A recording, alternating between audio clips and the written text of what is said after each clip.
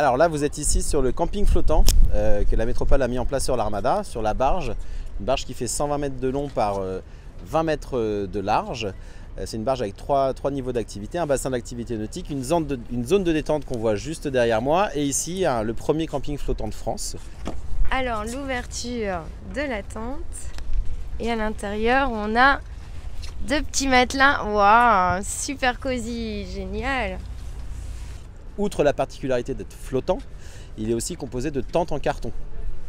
Ces tentes en carton, elles ont la particularité d'être résistantes à l'eau et surtout de réintégrer un circuit de recyclage par la suite par son fournisseur, la société Cartent, qui est une société hollandaise.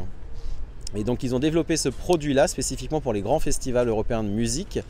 Car ils se sont rendus compte qu'à la fin des festivals de musique, beaucoup de festivaliers laissaient leur tente en nylon type, sans citer de marque, Quechua ou autre, à 20 €, parce que ça les embêtait de les ramener. Donc en fait, ils les laissaient en vrac sur les festivals.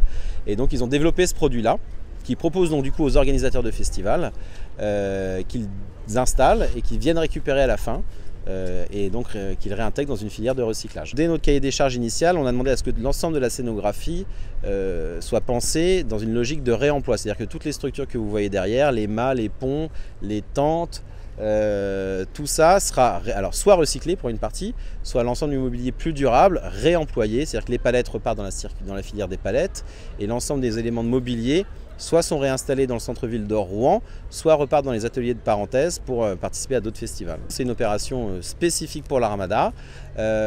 Pourquoi on est sur l'eau aussi, c'est peut-être la question, c'est qu'ici il y a un tirant d'eau insuffisant pour accueillir des bateaux et sinon on aurait eu un trou dans l'Armada. Donc on a créé cette barge, créé ce lieu de vie sur l'eau spécifiquement pour les visiteurs de l'Armada. On a une capacité de 20 tentes par soir et donc il reste quelques tentes à réserver sur le site de l'Office de tourisme de Rouen et le tarif est de 80 € la nuit pour 2 avec apéritif, petit déjeuner et accueil par l'association Guidoline, qui est une association aussi de cyclistes du territoire, qui après donc conseille les touristes et les campeurs sur les balades à faire à vélo.